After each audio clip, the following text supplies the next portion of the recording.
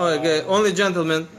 Welcome to Gorski Wednesday. Today we have with us a very, very special guest from Hebrew University, PhD in anthropology. He's studied Caucasian Jews for many, many years, experienced many communities around the world. Professor Bram, thank you very much for coming over all the way from Israel to share your experience, your wisdom, your knowledge with us. Thank you.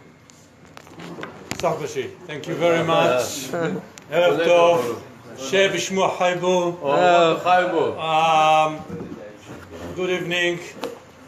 I'm very excited to be here, and I'm very, very glad to see your activity here. It is, I think, more than everything, just praying with you and seeing the activity and seeing the power of being together. It's a lot for me, I should say.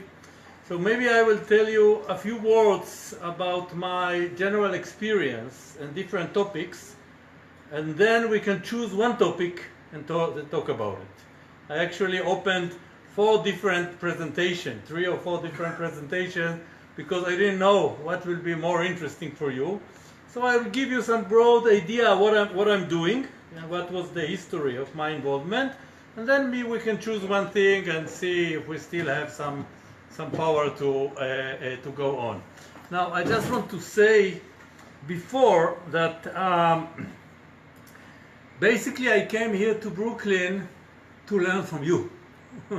So I'm happy to share whatever I know, but my main goal is to learn for you. I should say that I already had the benefit. I was sitting with Leona, with Leonid. He was kind enough to give me an interview. I was sitting with Sergo, with his father, and I did an interview. So basically what I'm looking for is people to interview. Because whatever I know, I learn from people. I went all over Caucasus and Israel. I was in Moscow, I was here, I was in different places in Caucasus, and I meet people, I talk with them. And also I share time with them. So I went to different communities in Caucasus since the 90s.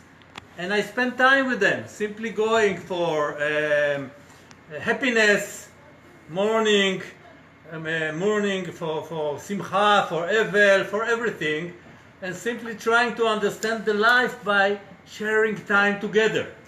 Okay, so this is anthropology, not only history by books, but also by experience. So whoever is able, if you have if you have some time, or if you have parents who have some time, I will be very happy to get any assistance in this. So basically, my first involvement with Jewish people didn't start very scientific, but it was more practical. Okay, it was more practical. I will show you maybe some of the results today, which are more scientific. 1 minute. Yeah. Okay. So we can hardly see. Yeah. Now we can turn on the light. Yeah. So just to give you some ideas, this is a whole presentation which is already. Today I read a few articles, but when I started, I was in Caucasus in 1990. Then in 1992, 1993, again in 1995. And I met people. And then they came to Israel. And I saw what's happening to them. I saw that they are coming from a very flourishing community, very strong community, nice community life, and then, you know, all this immigration process, and the people, the different institutions, governmental agencies in Israel didn't really understand them. They didn't understand there was a gap. There was also 1 million Russians, Ashkenazi, some married to Ashkenazi. They brought their own ideas with them about Caucasus. They brought Russian ideas about Caucasus with them and transfer it to Israeli society. So all this together got together a big balagan. Yes, that's all together was. So my first, we cannot, 1 minute. 1 minute. Don't worry. We got Let's see if, it's like this. Okay, so my first issues were first to tell our government, to tell our society, look, there are different communities. They have different culture. They have different needs. They have history, and so on and so forth. So, for example, you can see here, this is a chart of the Ministry of Immigration in Israel, Ministry of Absorption, from 1994. Okay, and you can see that there's no Caucasian Jews here. They have Russia, Ukraine, Belarus, Moldova, Baltica together. And then they put together everything. Central Asia, Caucasus, Azerbaijan, and Georgia. Rep. Together, Yeah, like this. mixed up. Okay, and this is, you can clearly see that this is a Russian notion. Okay, this is a Russian notion of the non-Russian people. Yes, that's the idea.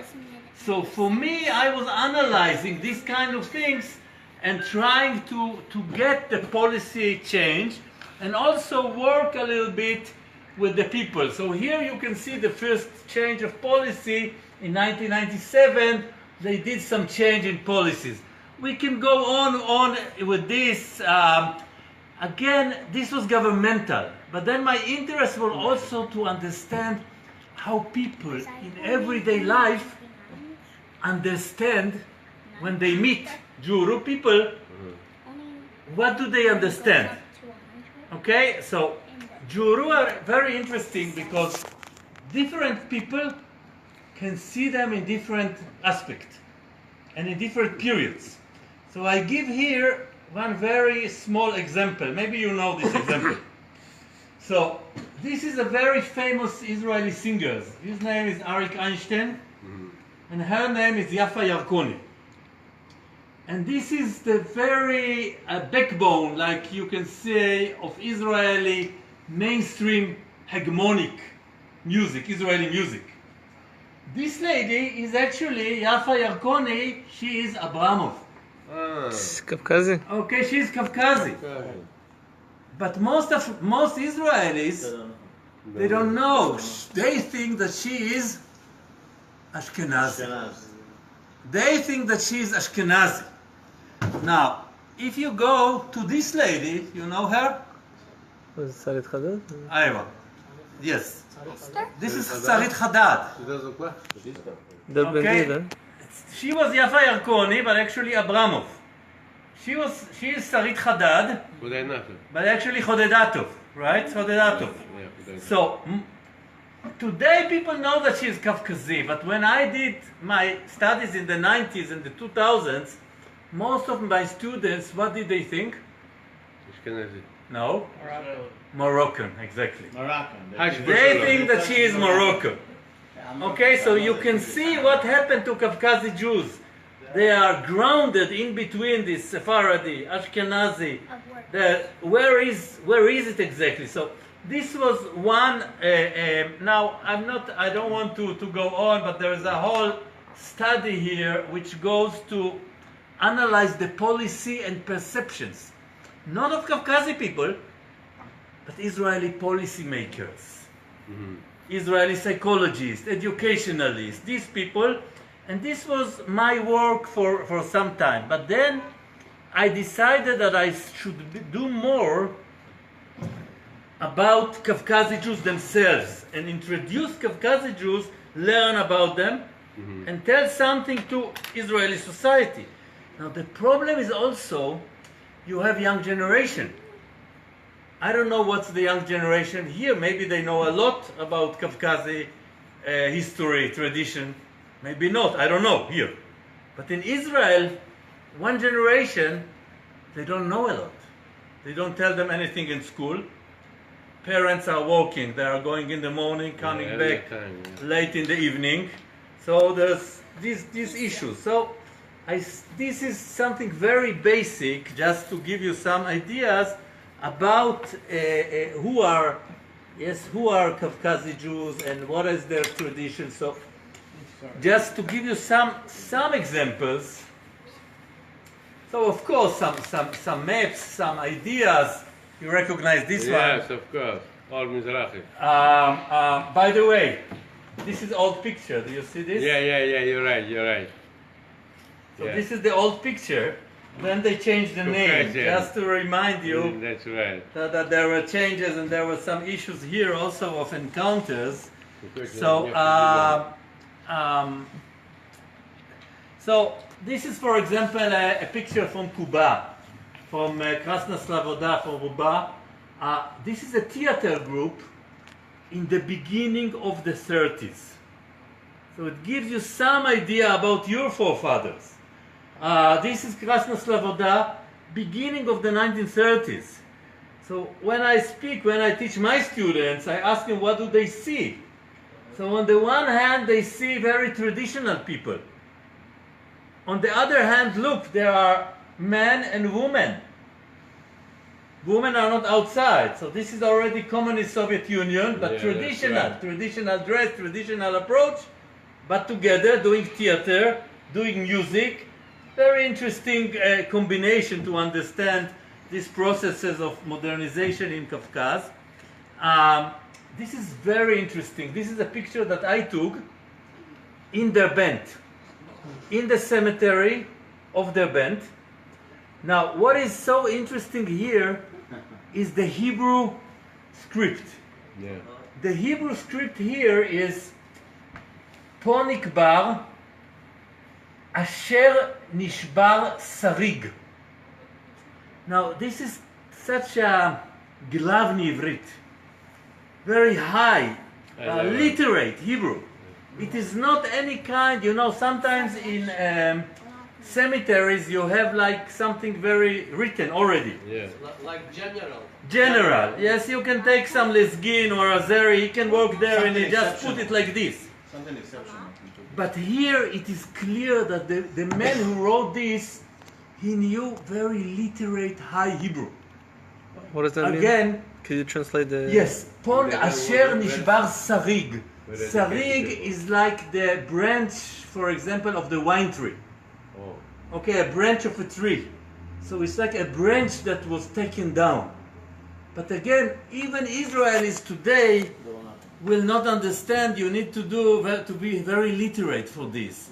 So from these stones you can understand that your forefathers, some of them had very good command of Ivrit. Again, why it was important for me?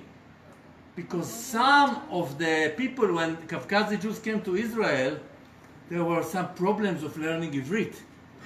Some people say because they have Jewry, which is, and Russian, and this, they have problems. I said, very interesting. How can it be that their grandparents knew Ivrit so well? So you can see the different transitions. And of course, they didn't learn Ivrit because the teacher didn't treat them well. If the teacher treats you well, you want to study. If someone is not treating you well, you don't want to study his language. So that was maybe the issue.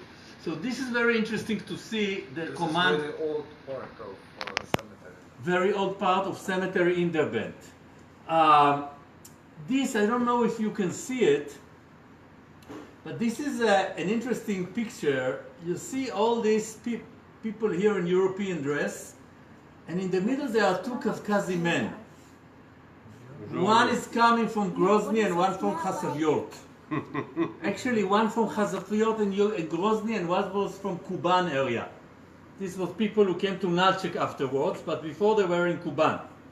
And these were two delegates of Caucasian Jews to the Congress, the Zionist Congress. And Basil. Yes, ambassador to the Zionist Congress. Yeah, I know. So you can see that all the last, maybe half year ago, I published a whole article about this period and about these pictures. It's in Hebrew, but I can send anyone who wants, and there are different pictures. This is a picture that I took in a house in Israel, a painting of someone's parents. Now, what is interesting about this? How do you call this? Черкесска. Cherkeska. Okay, so Cherkeska. What is so interesting about Cherkeska? The man is dressed like all the other people in Kafkas. Yeah. The women have specific dress. Also other groups, other Muslim groups like Kumik have their own dress. Chechen have their own dress.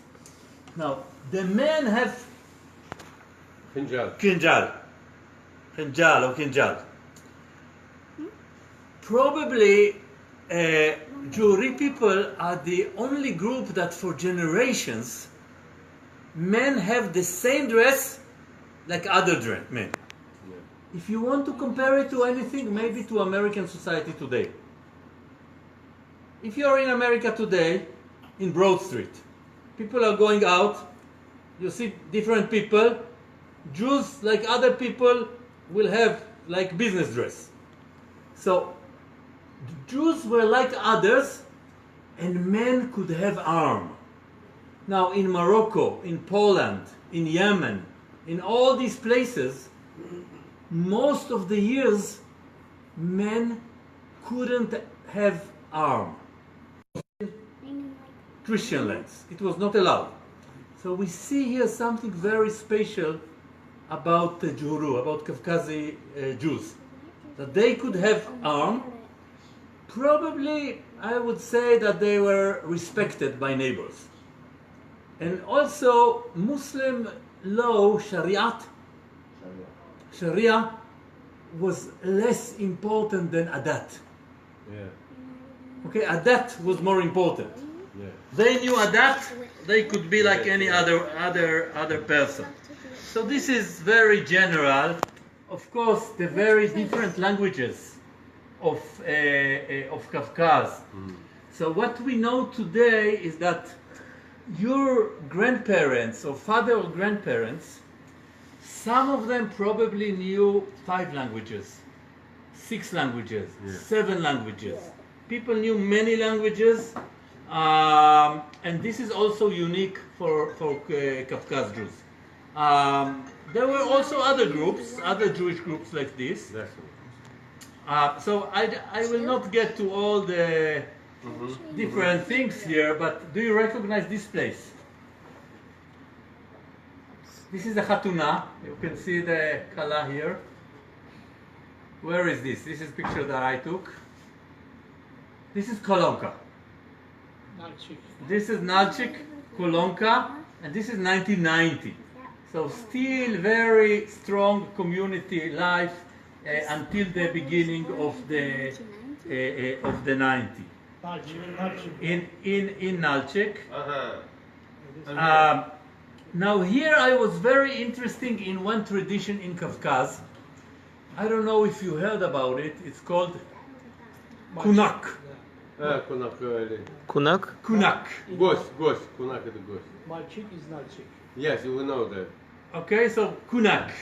What is Kunak? So here, for That's a example, this is a picture. This is me. This is a picture in the mountains in Dagestan. I'm traveling in the mountains of Dagestan with one guy, and I don't know where we will sleep. No hotel, Gastinitsa, nothing. Okay? So I ask him where we'll go. And what is his answer? We will go to my Kunak. So what is interesting here, and again, you can ask your grandparents if they are still alive, Jews had Kunak relationship with the Muslims. What was the meaning of this relationship? When the Muslims came to the town, for example to Nalchik, or to Chasavyot, or to the Bent, the villages were far away. They couldn't come, go to the bazaar, make some business, and go back all the way. So they will do their business, and they will have a Jewish family where they will stay. Now the Jews, some of them were doing some work in the villages. selling or buying some leather or all kind of things. So they will go to the mountains and they will stay in these Muslims' houses. So that was part of this tradition. Now, again, there's many things here, but I want to get to the last, maybe another topic, a different topic. Is that a bottle of vodka? No, this is water. On This the is- left side, left side. On the Yes, you're right. This is a bottle of vodka, and you can see these are Muslims, but they are Muslims, but they still will give you. Some will drink, some will not drink. left. Yeah, respect for guests. Yes. This guy is very interesting, Ilya Anisimov. And you can find some new translations of his book. Now, for me, I'm first of all anthropologist, ethnograph. Also historian, but first anthropologist, or in Russian, ethnograph. Ilya Anisimov had the same profession like me. He was anthropologist already in the 70s and the 80s of the 19th century. So he was Juru man who went to St. Petersburg, wrote a dissertation. He was also professor, doctor, and he wrote a book about Juru, about it calls Yivrei Gurtsei, something like this. Gorza. Gorce. Gortse, yes. That's mountain. Yes, so this is how he called it. It's very interesting Mountaineer, book. yeah. If you find this book, and there is a new publications, I think. His last name? Anisimov. Anisimov. Not Anisimov, Nisimov, maybe. Nisimov. Yeah, Anisimov. No, Anisimov. No, Есть Anisimov. Анисимов. Anisimov. Ну, они оставили, они Nisimov это. Original.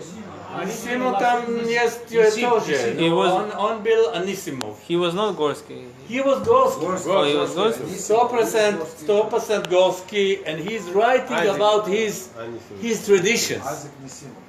He is writing, for example, Я первый раз слышу это Anisimov, first time. His mother was not Jewish. Жерденти His his mother was not. Father not Jewish, you see?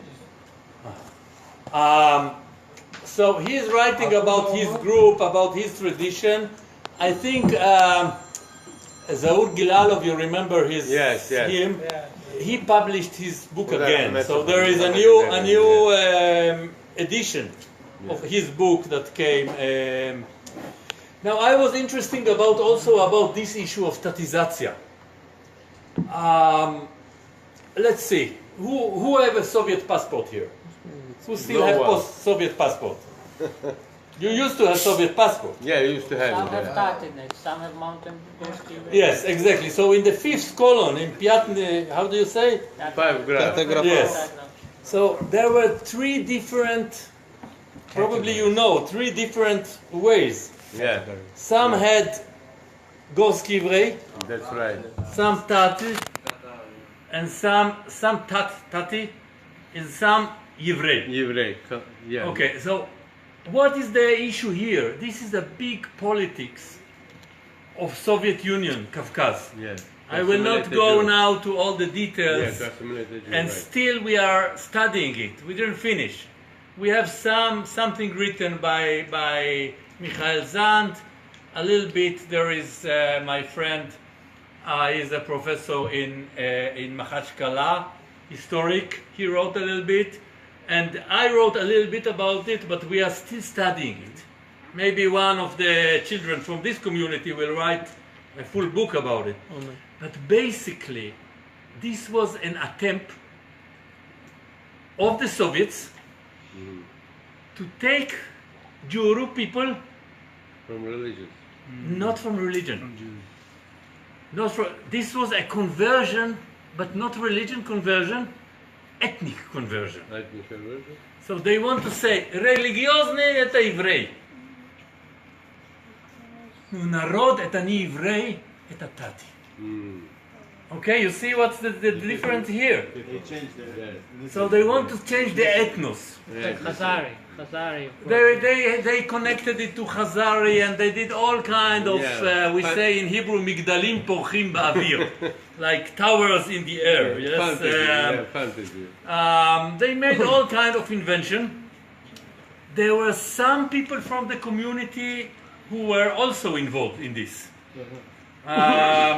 And it was got very complicated politics, and there was resistance.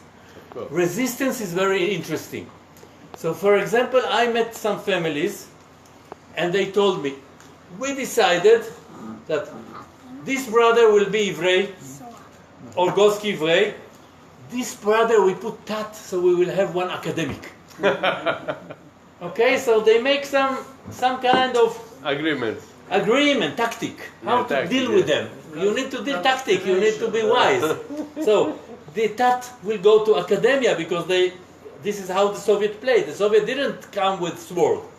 If you get Tat, you get privilege, you get to the college, you get so and so. You know what's been Tat? Taina against Tel Aviv. Secret agent of Tel Aviv. Aha! Tat. So I learned something, okay. Yes, I understand. So, the moment is, I just interrupt two words. yes, please. The moment when in Azerbaijan was Gorski Evre and was decision to remove Gorski, people was giving free choice. Nobody was forced. They offered them or put your nationality Evre without Gorski, or choose Tat, or choose Azerbaijanian. It was not like a mandatory. It was because I remember very clearly, my father was Gorski in the passport. And he came and talked to us. He said, we have a choice. So he took Evre. Our neighbor, they took Tat. Another neighbor took Azerbaijanian. I mean, it was not like pushing people to do it. But there was some price. There was some. If you took Tat, you could more easily get to university. Yes. You can get some more higher job. You can be promoted. Exactly. So that was the trick here. So this is still a very sensitive area. Very sensitive. Igor Semyonov, on Professor Makhachkala. Igor Semyonov, he's my friend also. He wrote an article. You can read his article, and he said this is a collective trauma. He is also Juru. So, for me, what I see here, this is, for my understanding, this is a history you should be proud of. Yeah. Why you should be proud of? Because the way of resistance, the resistance and the tactic, how to deal with it. Now, and sometimes resistance was very smart because there were some people who said, okay, we take Tat, but under Tat we will study Jewry, we will give Ivrit, we will do all kind of things. So, tricking the Soviet. Okay, so all kind of things like this. So, maybe again there's many things here, but I want to show you something else. Okay. Okay, so that will be there's many more, but I will go just to this. Kolonka.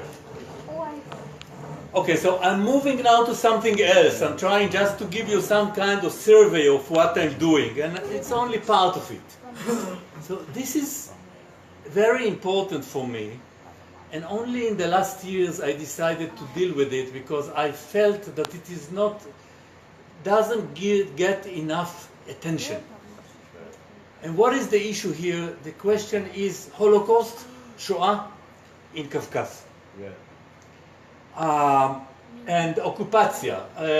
So this was a lecture I gave in an international conference from Jewish Kolonka to a ghetto. Okay, how they take Kolonka and transfer Kolonka to be like a ghetto. Again, I'll try to show a few of the things here. So this is the map of the German occupation.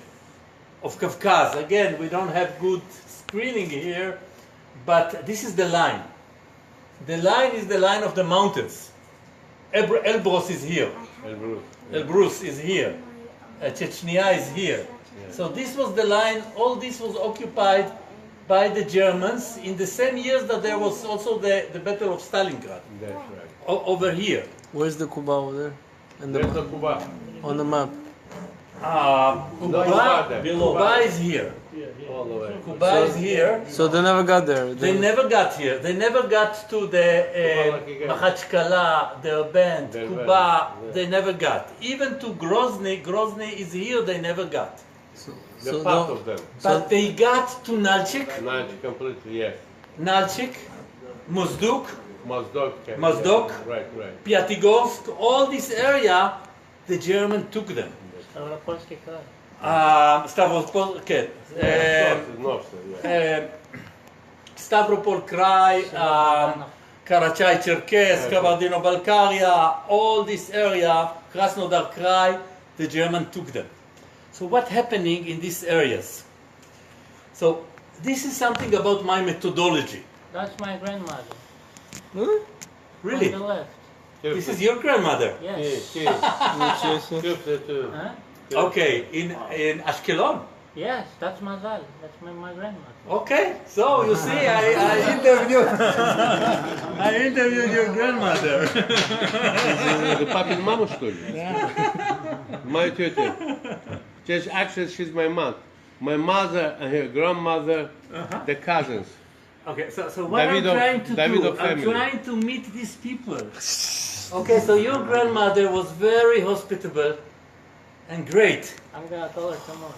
Absolutely. And you see, she's sitting here with all her family, with the picture here. The father and mother. And just to explain, this is after 2 hours of interview. Okay, she's very still, she's an old lady, but this is after 2 hours. So this professor is getting into their veins, you know. And she was very nice, very hospitable. So what I'm trying to do, I'm trying to go to people, talk with them, but we are not talking like, you know, like a survey. What did you do? This, ta, ta, ta, ta. No. We are having tea. Yeah. We are talking, we are laughing, we are trying to get the memory back. Okay, we are trying to get the memory back, we are looking on pictures. That's my other grandmother. Yeah. Okay. So you can see some of the people.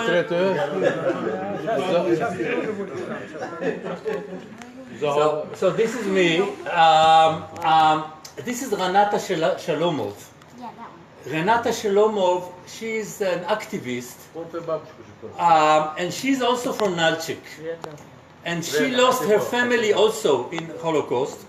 So we are working together. She's coming with me, and because she can speak Juri, I understand a little bit. Yes, I can tell the difference between Yavash Yavash and Asta Asta. Okay, I can tell the difference between the different people. I can have small words, but I cannot talk. She is helping me, and we meet the people. So for me, what I'm trying to do here in New York, I'm trying to find people like these ladies. It's not easy, because people are suspicious. Some of them think that maybe I want money, or I want politics, or I don't know what. Okay, people can be suspicious, people can be... but I'm trying to find the people and talk with these people, because their story is not told. Okay, their story is not told. No one is telling the story. So, what do we know today? So these are people who wrote about this. Some scholars like Pfefferman, Mordechai Altshuler. Now, you know Svetlana Danilova. Yeah. She wrote very important books also. Yoram Orzechanov in Nalchik, he wrote interesting things. But so I'm not starting from anything. I can use what they write and then I'm trying to add some things. Why? These people are Holocaust scholars. The problem is they don't know anything about Kafkas. No. These people, they know so much about Kafkas, but sometimes they're taking it for granted. What they understand, sometimes it is important to remember that the other people don't understand. You have to explain them. They don't understand Kafkas, other people. So I'm trying somehow to bridge the knowledge and also bring in new knowledge, new things. Okay? So research is also together. It's not alone. I'm not one. Okay? We are working together. Svetlana Aronovna helped me here to find some people and other people helping, and we are helping each other. So what is interesting about Shoah in Kafkas? Look, what is interesting first, people don't know about it. This is a book that came. Yeah. This is a book that came in Israel. It calls Anjina Me. Okay, Roman Badalov, Anjina Me, and he is bringing this song this poet in Russian, and he is talking about Bogdanovka. Yeah, good. Bogdanovka, Babi Yar, Gorsky Rivlei. 470 people was killed there. So most of the people don't know about it. Now, what is interesting for me, also for Gorsky people, for you, for Juru, because so many people didn't get the occupation. They were in their band, they were in Cuba, they also don't understand. So it's very hard, even in the larger Juru framework, it is difficult to get a discussion about it. It is easier to talk about veterani. Everybody have veterani, Cuba, their band, Nalchik. But these are very specific, so how to talk with this? But for me, it doesn't matter. This is a Jewish thing. Okay, so my wife, family, they came from Persia. They didn't have Holocaust. But if you ask my wife, she don't see it as other people. She feel it in her blood. You understand what I'm saying?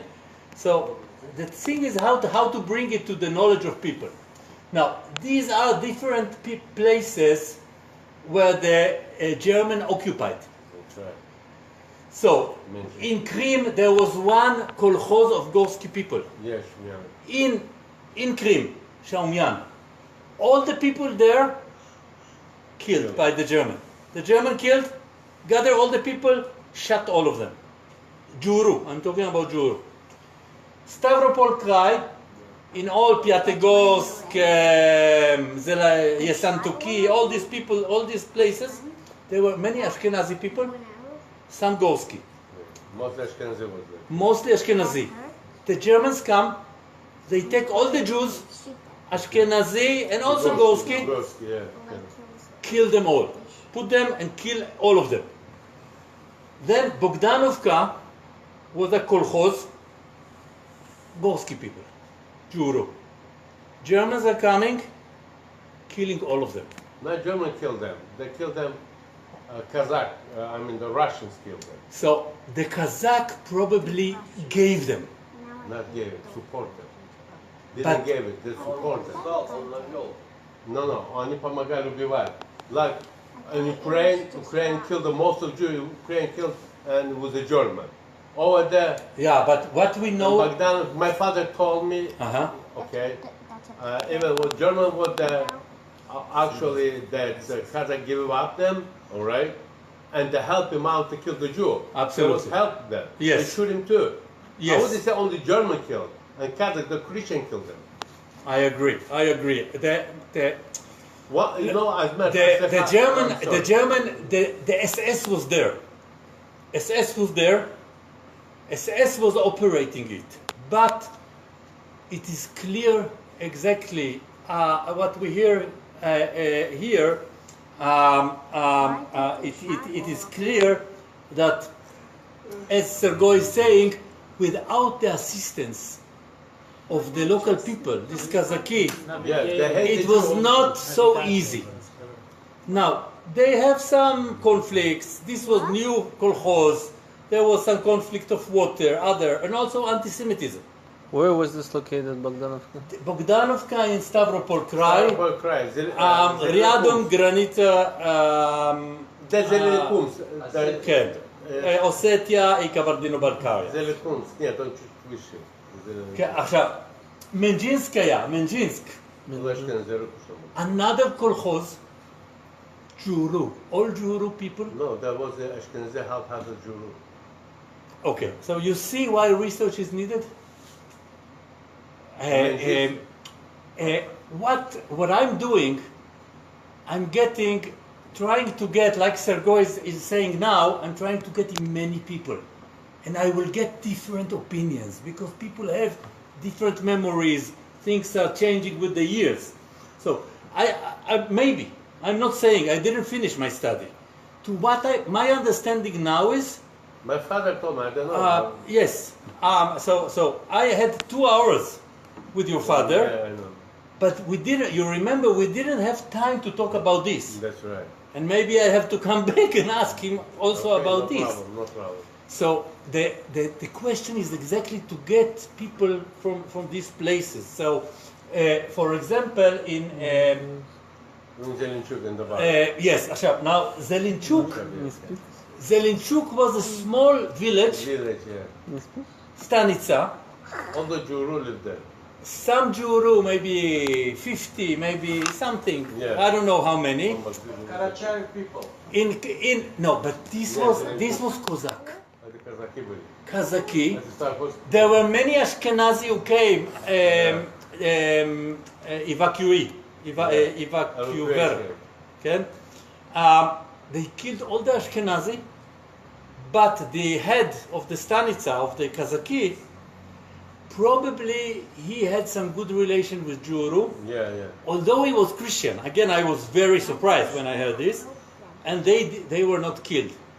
So there is one guy here in Brooklyn from this. Maybe they didn't recognize Juru as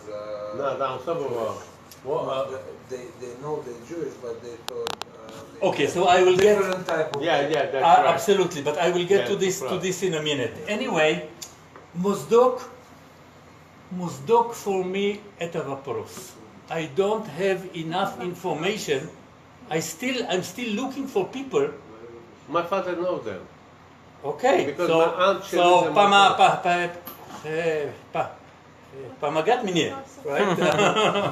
I need the assistance. So there are different opinions, and we are still on the process. You can see that it's still a process of research. Now, what is the main difference between this and Nalchik? Survive. Nalchik survive. Not everybody. Some. Most of the people survive. Bullshit. So, what is the main difference between these places and this place? Because most of the people who moved to those places, they became more close to the Christian. They start to show themselves they're not Jewish, and that's why the people. No. Yeah, that's what happened. Okay, no, but this is. I would say that this is a theological explanation, which is fine. I don't. This might be. What I'm trying to do, I'm not trying for a minute to understand the ways of God. This is for belief. Yes.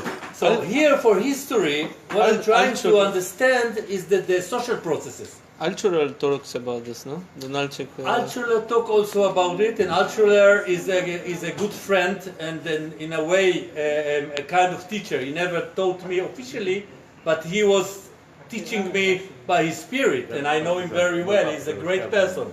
By the way, he loved Jewish people. This was his hobby. He was professor for something else, for Russian people. But with the years, he learned more and more, and at the end, he wrote a big book. So, the difference is very simple. These are Christian surrounding. That's right. This is Muslim. Muslim. These are Kazaki and Russians. These are Kabatai, Muslim. So this is how I see it. This is the main difference. The relationship was between Juru and Kabarda very close. And Baltar? Balkarce, no. Balkarce always was. So, what happened in Nalchik? What do we know about Nalchik today? I will share with you what do we know, but this is still a process. What do we know is that Germans are entering Nalchik. A few days, they collect all the Jews, all the Ashkenazi Jews, Was killed. and some Juru people were killed. Now, First day, yeah. Juru people were not killed. Now, probably what happened was, now, if you read the literature, they will tell you the Germans said that there are different kinds of Jews, exactly as you said. Yeah. But this is very limited understanding. Why? First, the Germans were not stupid. They already killed Jews, Yeah, plenty, Juru people yeah. in other places.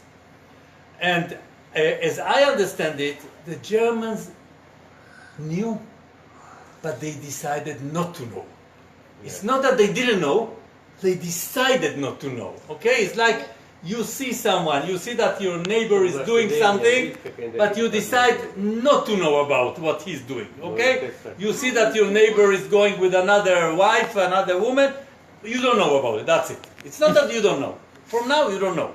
So my understanding is the Germans knew very well, but they decided not to know. Why? There was a reason for that. So, the German commanders, after the war, each one tried to claim that he is responsible for the saving of Jews. Each one, there is von Kleist, Kosting, Oberländer, Bautingen. Now, it's true, but it is not the main thing as I see it. Now, here you start to understand the reason. This is a communication of propaganda for the Germans to the Muslim people of Kafkaz. And you can see here, Narode Kafkaza. Okay, it's very hard to see. Yeah, we see that from there. I cannot read the Russian from here, but Narode Kafkaza, we came to save you. We Germans came to save you from where? From whom? From the Russians, from the communists. Yeah. From the communists. So basically, the issue here, okay, for the Germans, Alexeyev, he was a scholar here in the United States, in the military academy, and I agree with him because he said this is a clear factor of ethnic factor in wartime. The Germans didn't want to mess up with the local people. Yeah, it was Muslim, yeah. They didn't want to mess up with them. They knew that the Russians had 100 years for Shamil, the battle. Fighting, yeah. Vaina Kafkaz. They knew it is 100 years. They wanted support from the Muslims. Yeah, that's right. So this was the only place under German occupation that the army was stronger than the SS. In Ukraine, in Lita, in Russia, if you have two polkovnik, one SS, one army, who is higher? SS. Yes, of course. In Kafkaz, Nabarot. Okay, in Kafkaz, Opposite, yeah. the Germans say SS, Stay back, yeah. stay back, we don't want your toughness with the local population. We will give them some local government, and they sent some immigrants. There were some immigrants, Cherkess people, Kabarda, and other in Berlin. Already 50 years, 100 years right. from their struggle. So, so what is happening here? Okay, I don't want to get you to all the issues, but there were a few factors. I will try to get it very to conclude, and then we can get some answers, because I can go on. I can go on another 2-3 hours. First, there was a Jewish initiative.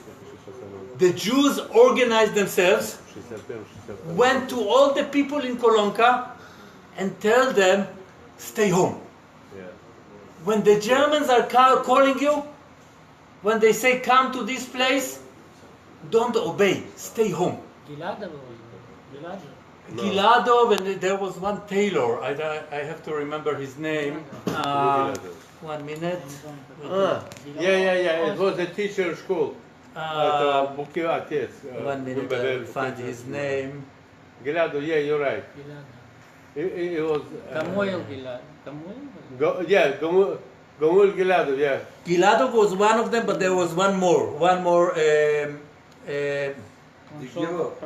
No, not the Gilov. 1 minute, I have to remember the name. At the Buki Atez. Makar Shabayev. And yeah. Kamuil Giladov. You see? Kamuil Giladov and Makar Shabayev. That's right. Now there were other people. There were a group of people. These were the leaders. Makar Shabayev and Kamuil Giladov and some others, they organized. They went to all the Juru people in Kolonka, told them, don't go out, stay. And then they went to the Nachalnik that the Germans put on the Kabatai. His name was Salim Shedov. Sergei Salim Shedov. They went to Shedov and they told Shedov, look, you have to do something. Shedov went to the generals of the German, and he told the Germans, there's no Jews, that's my people. Yeah. He said, maybe they are Jews, religiosny, but they are our tribe. That's right. Okay, now the Germans decided to believe. Listen to what I'm saying. This is my argument. Okay, it's not that the Germans, okay, he's telling, they don't know anything. The Germans were not stupid. The Germans decided to cooperate with this. Some people started to do investigations, there was a whole process, but basically the Germans didn't want to mess with them. So what was the result? The result was Nalchik was turned to a ghetto. Okay, so basically, to find out was the Jew or not, yeah. This is the Nalchik. There were fences. There were guard posts. Okay, it's not that they leave them alone. For example, Karaim in Krim, the Germans decided that they are not Jews. They leave them, and some of them they even recruit them to the to the army. By the way, we cannot blame Karaim for this. It's the Germans. This is a mistake that some people are doing. So here they put them in ghetto, and they take them to forced labor. Okay, they take them to forced labor. So so every day recruiting to forced labor. Every day they would go to work. Some of them, it was very hard. It was ice. It was hard work. Now, who was the people that they were taking? Jews. But who? Who was there in Alchik at that time? Kabardinians, Balkars, Russian. Only young people and very old. Yeah, that's right. And women. All of them was in the war. Men was All of the men was in the war. were not there. So what you have is people who are after 60, 65. That's right. And people who are maybe under 15. Yeah, kids, yeah. All the rest are not there. So they are taking these kids, and some of the women, they are taking them for forced work. And the old people too. And the old people too, but they bring them back to the houses in the evening. Mm. Okay, and there was some kind of negotiation, and there was all kind of looting. Не, он сказал, что они убили. Okay, so here I have many case studies, but there was looting. So especially Romanians. There were Germans. There was Romanian soldiers with the Germans. Yeah, mostly Romanian was there. And there was also Kabardinian police. Because the Kabardinians got some self rule. Now, without the Kabardinian self-rule, the Jews will not survive, remember. Jewish survival in this case was based on the assistance of the Kabardinian to the Germans. The assistance of the Kabardinian to the Germans were not because the Kabardinian were Nazi, but because the Kabardinians didn't like Protect them, yeah, protect the the Russians. Jews. And protect the Jews. Okay, so you see, it's a complicated story. So some They did this maybe not for Jews, they did this against Russians, right? yes, absolutely. Now, some neighbors betrayed the Jews. Of For course. example, there was a case of a kid that disappeared and he was murdered. But most of the neighbors, his name was Chaim Davidov. This is the story of his murder. This is the story of his Ossetian family. They hide Jews for all this time in their cellar. Now, let me ask you a question. If the Jews were in their houses, why did the Ossetian need to hide Jews in the cellar? Because Jews were outside. The Germans were not allowed to kill them, only to loot them, to take all the gold, all the money. So why? Because there was a religion that families. There was what? A religion. Orthodox family. A different kind of religion. A You're bro- right, but a bro- different kind of religion. What religion? A brotherly union? Let's see if someone here got it. I don't know what kind of religion. So what's Communism. Communist. So these Jews that they hide were Glavna communist. Okay, so the Germans didn't touch the Jews, but if the Jews were high communist, they will kill them. Yeah. Because communists were on target.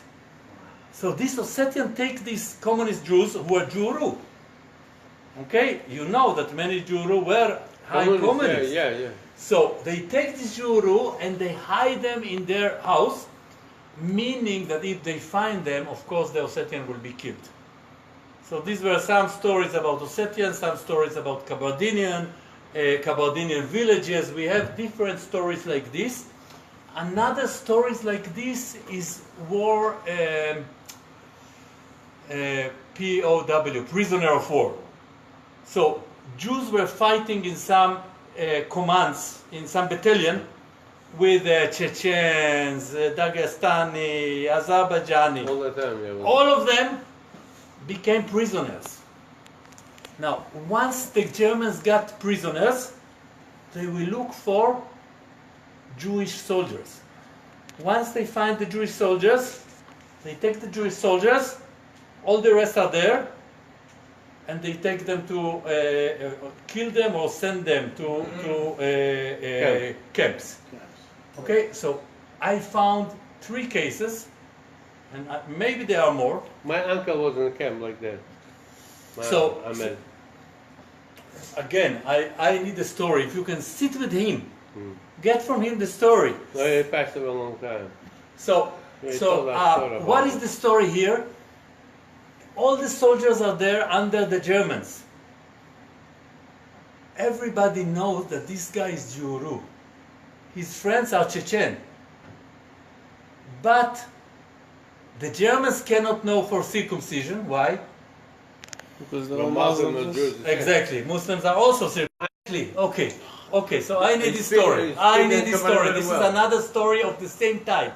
Amen. The type Amen. is repeating. What is the type? The type is there is a group of soldiers. The soldiers know that if we tell that this guy is Jewish, the Germans will tell him. He is saying that he's Chechen or Kabardin or Azeri. All the other are quiet. All the other are not saying anything, protecting him. Yeah. There is one story about an Ashkenazi soldier who was transferred to be a Chechen.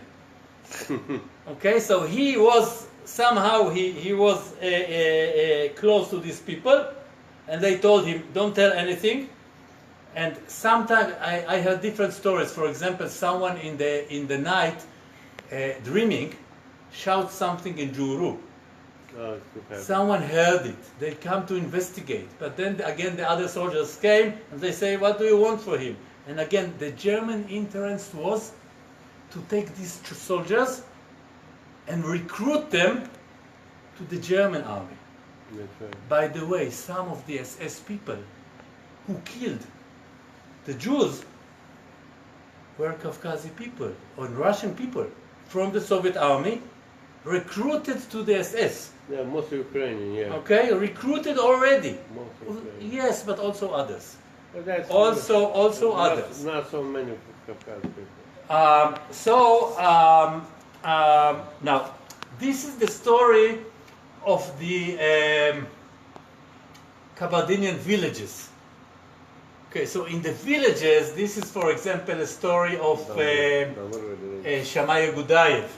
So Shammai Gudayev was a very important musician, and he played some kind of instrument of Kabbadah people. Tambur.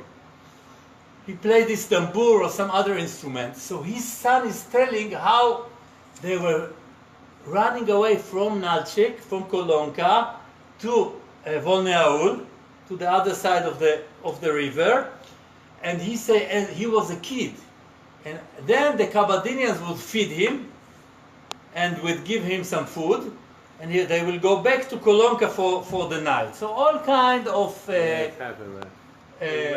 all kind of things like this.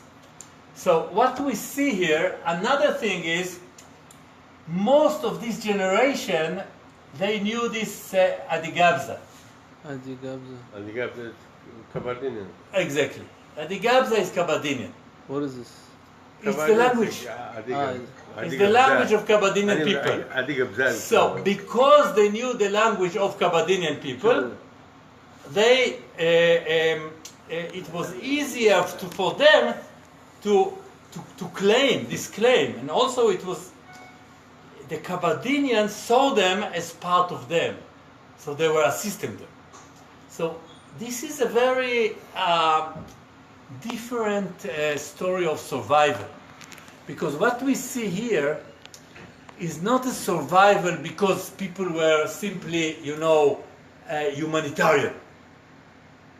They decided to help them because they saw them as part of their community. Okay, and the German recognized it and didn't want to mess with them, didn't want to risk the alliance they got with the Caucasian Just to avoid people. big balagan, that's all. Just to Avoid big balagan. yes, avoid the balagan, avoid resistance, and so on. So you see here some of the things. It is not completed. I'm still working on this. Every time, for example, last time I was here, it was the first time in my life I heard about this place, Zelinchuk. I never met in Israel even one person from this place. And here there is one park in Brooklyn that you can go. Which place? Zelinchuk. It's this small place in Karachay, Cherkess, with Juru people, who were relatives of people of Nalchik. Zelinchuk. I didn't know about it. And there is one place not far from here. You can still go to the park, you will meet all these old people, Juru people. They came from this place. So why I'm coming here, that's the reason. Question, what is so excites you to make this all research about the mountain Jews? Why you start? Okay, let's Why? It's just, I think we can put the light, so then... just because you are like married to one of the mountain Jews women, No, or he's maybe, married to like, Persian. What makes you to study about the mountain Jews? Okay, so there's I think there are different answers here. I think the most important answer, it was not my decision. It's coming from them. That's the real answer. It was decided for me. And you want some water? But let me tell you something. For me, in my education that I got from my parents, from my father, I didn't get education of you are this and he is this and he is this. I got education, you're Israeli, you're Jewish, first of all you're a person, you're a human being, you're Israeli, you're Jewish. So for me these are not other people, this is my people. So this is what. But we already know about mountain Jews. We don't know about Ethiopian Jews. We don't know. But why mountain Jews? It's like not this big and not a small community. And already people wrote so many books about the Jews, like I know a lot of people who wrote them. Especially that population and of that- Caucasian Jews, they're gonna be Yeah, lost and in it's like another generation. That's it. yeah, and like the 50 language years, is lost 100 already. years. You know, that's nobody even speak of. I mean, here some. So population- again, just to remind the very beginning of my So talk. this is the answer for your question. No, it's not an answer. I mean, if you think Okay, about so- it, that's going to be the answer for your Chen, question. tell them your story, how you I'm not- started, I'm not that, yeah, but you know. But Yeah, when I hear you saying I that, think we can you close always this. have It to will be remember those roots. easier to Doesn't matter talk. how long. It's good to know the main roots of your you know your people. That's the way I see it. Okay, look, starting with Caucasian Jews, except for doing I the think that's his. my first motivation was not history. My first motivation was simply I met people in Kafkaz. They were hosting me. We actually, when I came to Kafkaz, the Kabardinian hosted me. You Okay. have a sympathy for our Kumaltai Jewish. Right? Exactly. Thank you. God bless you. All the best wishes to you. No. But what I'm saying, I met these people. After 3 months, I see them in Israel. When I saw them in Kafkaz, they had some dignity. When I saw them in Israel, I saw a community already in progress of changing, and also in struggle. So you study actually who they are and the tradition of the mountain Jews. But what about where they came from? How Okay. many generations they came to Kafka? Some of the Jews, like a lot of people do the DNK, right? Right, DNA, yes. DNA. And okay, some of them, so- like I came from Croatia and from from Spain, but I born and raised in I born in Durban. I live in different place. So some of the took DNA and they came from Iran, from Persia. Some of them, I know a couple of mountain Jews, they came from Morocco, like their grandparents, you know? So it's like, So we don't have enough research about the ancient history. Igor Semyonov from Makhachkala wrote a little bit about it. Some people agree with him, some people don't agree with him. His idea, his claim is that most of the Caucasian Jews came in the 4th and 5th century from Persia. Which makes sense, but the problem with these ideas is also that during Mongolian time, and after Mongolian, there was also Timorland. So at this time, everything was messed up. And it is not clear if there was a continuity of the community or not. Okay, during this wartime. We don't know. Maybe there was a small continuity of the community, and then some other people came. Some came from Kurdistan, some came from Turkey, some came from other places. Now, today, some of you think that you found the golden key to history. And the golden key to history is the sites of genetic DNA. Now, prostiti, from my perspective, it's moda. It's just a mode. It's just a fashion. And if we will talk in 30 years, you will see that it will be already different. 100 years ago, people were measuring skulls and telling you some things and this, and today we know that this is completely nonsense. So DNA is important, but it's only statistical.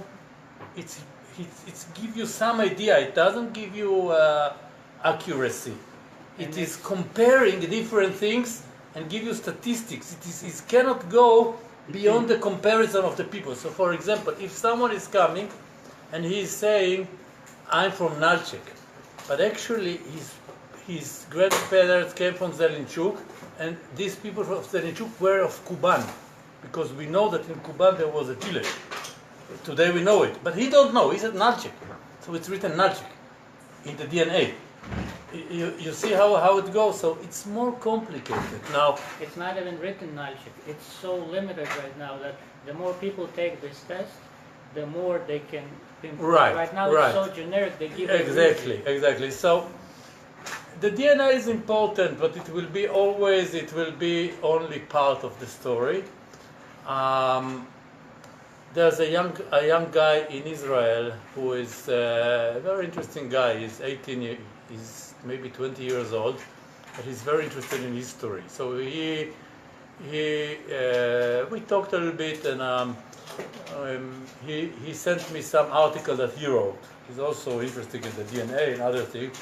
His idea is that the community started only in the 16th, 17th century, and most of them came from Kurdistan, from Tabriz. Yeah. Now, it's interesting that yesterday I met someone here in interview, and he told me about one specific lady in his family that her name was Tabrizi. Now, I'll tell you one thing. My grandfather, my great-grandfather, they've been in Tabriz. Okay. What's your family name? My family, Azar. Azar. So they've been in Tabriz for generations, but how they came to Kafkas, I don't know. Or how they came to Tabriz, I don't know either. Because Tabriz your first name? Is a town where all Azerbaijani people live. Your first name? Joseph. Joseph. And Robert is what? My brother. Okay. I look at you and you look so similar. Now I understand. Okay. I know Robert. We met each other a few times, so please give him my best regards.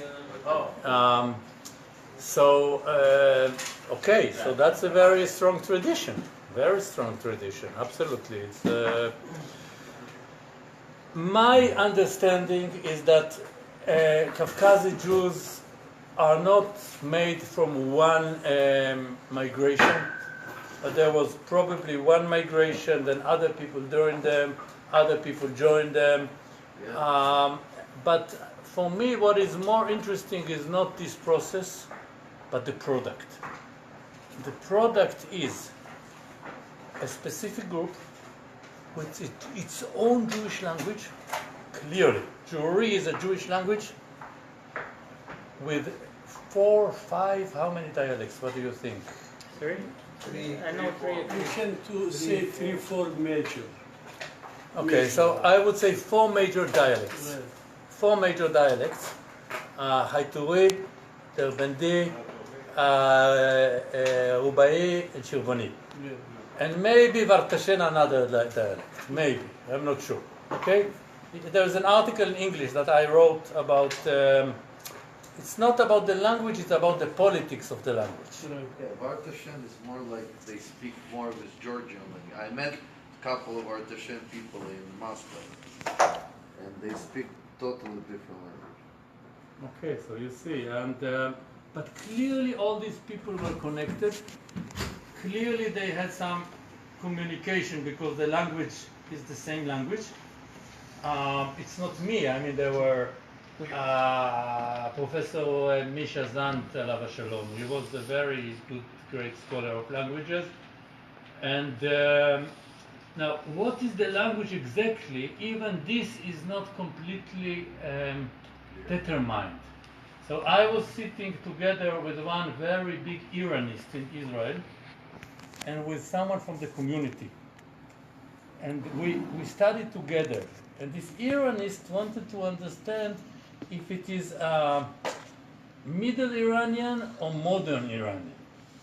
And he couldn't determine. He couldn't, there need to be more. And some people will tell you, oh, of course this, of course this. I don't know, I'm not a linguist. But these are all interesting questions. Now, I'm sorry. Yeah. We're exactly 10 people, and somebody wants to go. Yes. So if we can pray out of it, and if Absolutely. somebody wants to stay and ask more questions afterwards. Anyway, we guys, can do- if anyone have any spare hour to sit with me or to bring anyone who can meet me, I will be happy to exchange numbers with you.